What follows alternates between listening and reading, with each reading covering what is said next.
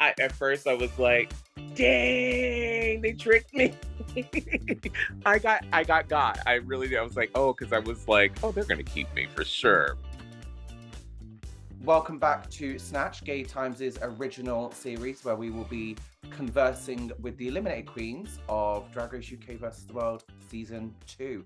This week it's the queen of the party, Mayhem Miller. Mayhem, how are you doing? I'm good. How are you?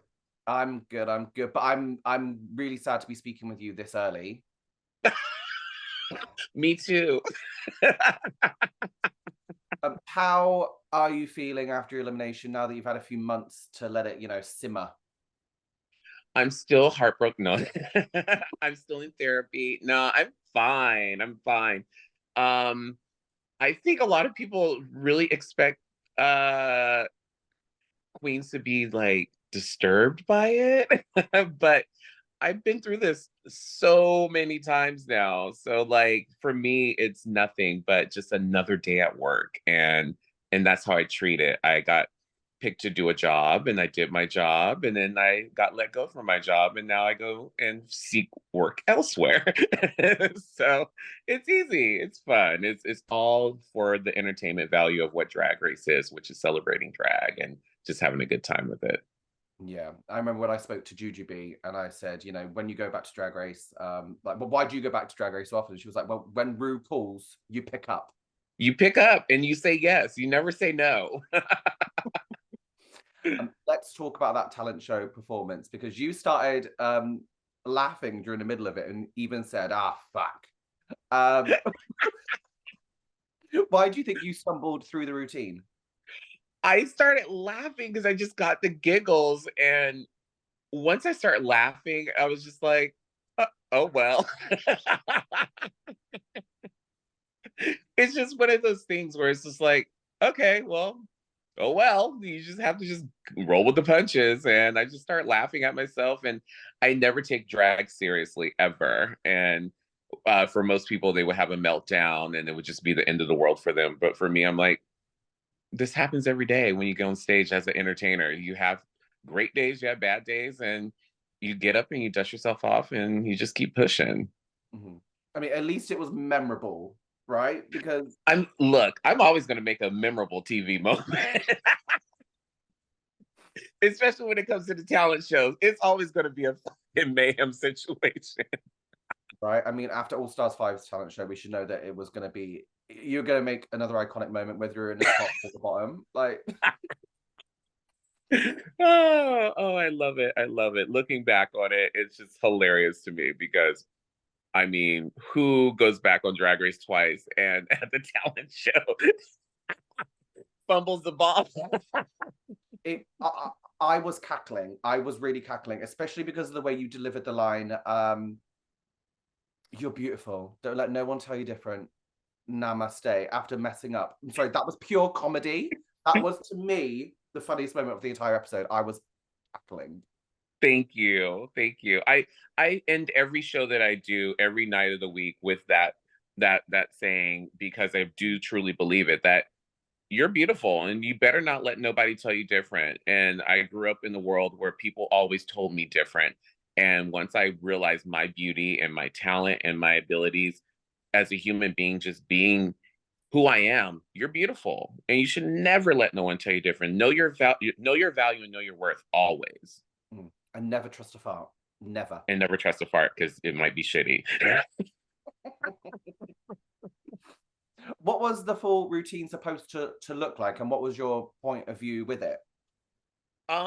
For me, the full thing was supposed to be a mixture of let's have fun, let's have a laugh, but let's also be serious because um that's just what life is. It has ups and downs, and not everything is always great, and not everything is always bad. So I just would, for me, thought it would just be important to show vulnerability and to show range and to show that you are human and it's not about always being perfect. And messing up during it made it even more perfect.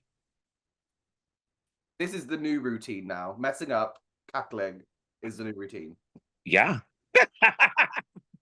People, when they pay to see you, they're going to want to see that one. that routine. No, seriously though, I was like, I wonder how this is going to be received because I'm pretty sure people are going to want me to mess up all the time. Oh gosh, I love it. You also made me laugh this episode because for the second season in a row, you were shamelessly willing to play the game with an alliance. I mean, if we're going to play the game, let's play the game. Mhm. I think the viewers want to see someone who's unapologetically willing to say, I'm not afraid of Mhm. what people are going to say. Let's give you some good TV and let's make some drama. Like let's have some fun with this. When you had those conversations with Marina and the Grand Dam, did you come away from either of them thinking, yeah, do you know what? They're going to save me? Oh no, I for real thought that they were going to save me.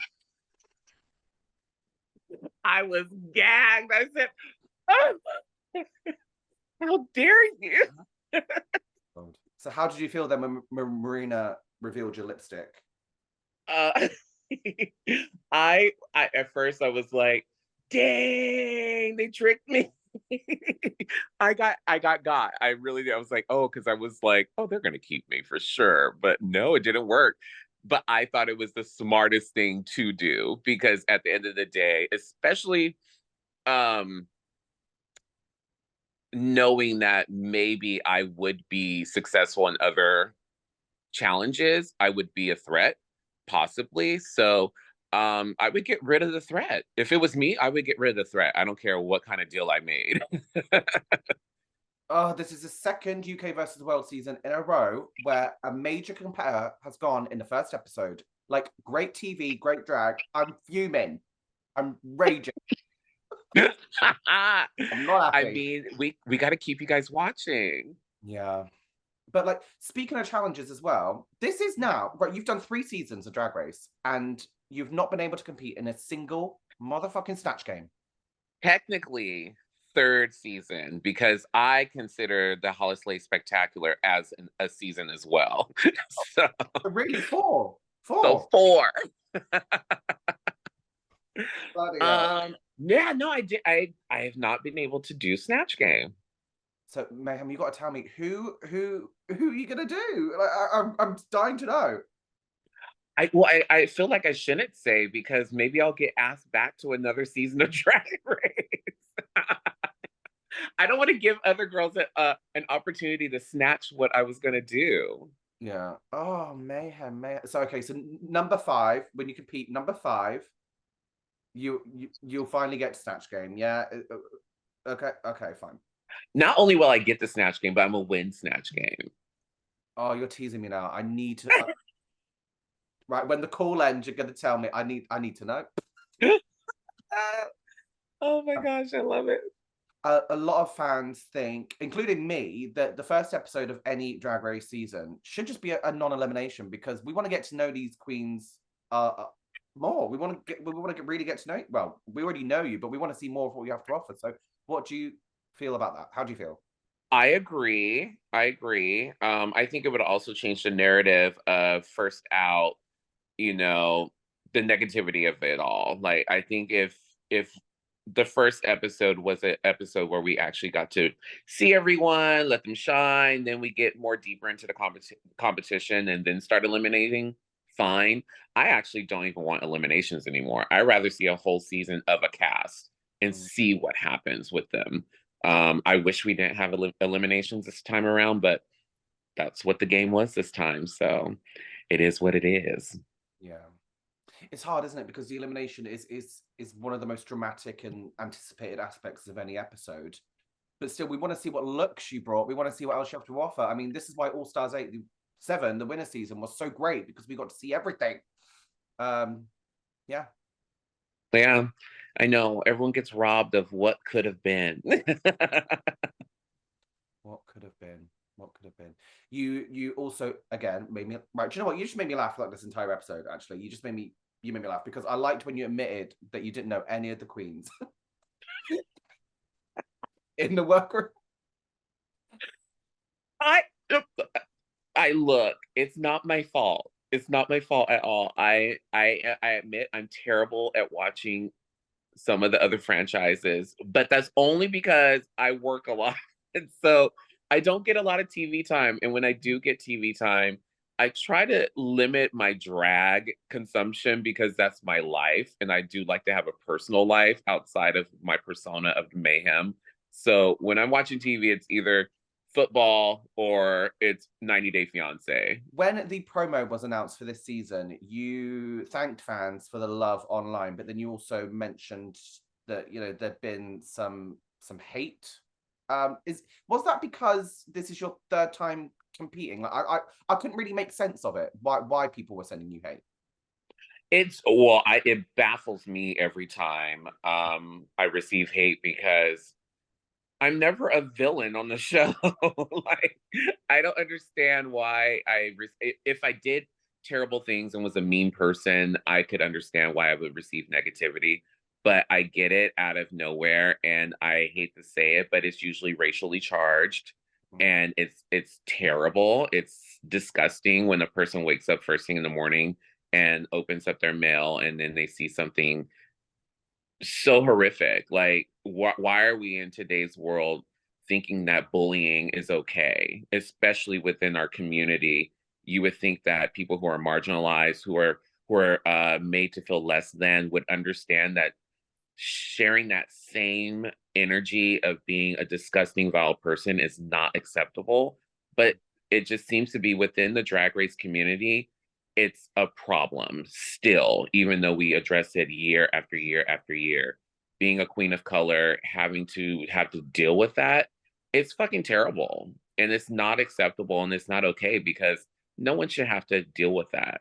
And it happens to me, and I'm sure it's going to continue to happen to me because there are some people out there who are just terrible human beings. But I'm constantly showered with praises. I'm constantly showered with praise and love and positivity by other people who do celebrate what I do and see my value and see my contributions to the drag world. And so their voices get dwarfed by the love, definitely. But for the people that are out there who are not kind, you're kind of missing the whole message of Drag Race. Mhm. Well, exactly. The whole ethos of the show is love and acceptance, right? That's literally the show. That's the show. These Everybody say love, but apparently not everyone can say love. No, they can't. These trolls, they make up a very small minority of the fandom anyway, and you're a legend, they're not. So who's winning? I it's so funny because sometimes when I do clap back, I always have to constantly remind them, you do realize you're a fan because you're in the comments talking to someone that you apparently don't like. Most people don't talk to people they don't like or let them know that they don't like them. I'm like, it's kind of weird what you're doing, but hey, the attention is still making the algorithm work in my favor. So. Exactly. You are Mayhem Miller, and they are RuPaul's Drag Race fan 69. Do you know what I mean? Like, who's Yeah, my resume really does speak for myself. It speaks volumes. So, like, at the end of the day, it does not matter. I still have TV credits, and I have a legacy behind me that is unrivaled. So I win. exactly? Exactly. And you're an AJ and the Queen star as well. Do you know what I mean? I mean, she's done a lot. She's done a lot in the 24 years of drag that I've been doing. Yeah. Just got a couple more questions for you. So on the show, you opened up about having long COVID. How are you feeling now? I am in a better shape now. My lung capacity has gotten a lot better. Um, uh, yeah, she's feeling good. She's feeling good now. Yeah, not 100%, but she's there. Perfect. That's what we like to hear. You will be Yeah. fully recovered by the time you compete on Drag Race for the fifth time. Yeah. I will definitely pack my inhaler with me when I do get the call again. Finally, what is next for you? I mean, like you said, 24 years of drag, you are a legend, you're an icon. What's next? Oh my God. A nap. What's next is always the same thing I tell everyone is just to continue doing what I've been doing. Like I'm an active participant in my communities. I work every night, every day, doing shows, producing shows, uh, hiring other queens and kings for shows. Like I do a lot of work, and I just want to continue doing that. So that's what I got going on. It's just continue to slay. Love it. Love it. Thank you so much, Mayhem. Again, so sad that we're not going to get to see more of you. I mean, I wanted to just see another Mayhem lip sync, for God's sake. I mean, out of all my lip syncs on the show, like they've all been great, but I want another lip sync opportunity. I want to show off. Like, I mean, Phone and Celebrity Skin are two of the best. Two. Celebrity Skin is my favorite, but Phone is iconic as well. So like, but Celebrity Skin, ugh. Oh, I know, but they're two very different performances. That's why I love them. One is manic and crazy, and the other one is just pure comedy. Love him, love him, love him, love him. Well, that's when you have a well-versed queen. You can do all things. Well, I'll see you. Well, hopefully, we'll see you as another lip sync assassin, All Stars 9, All Stars 10, whatever it is. We need you back. I would love to come back every time.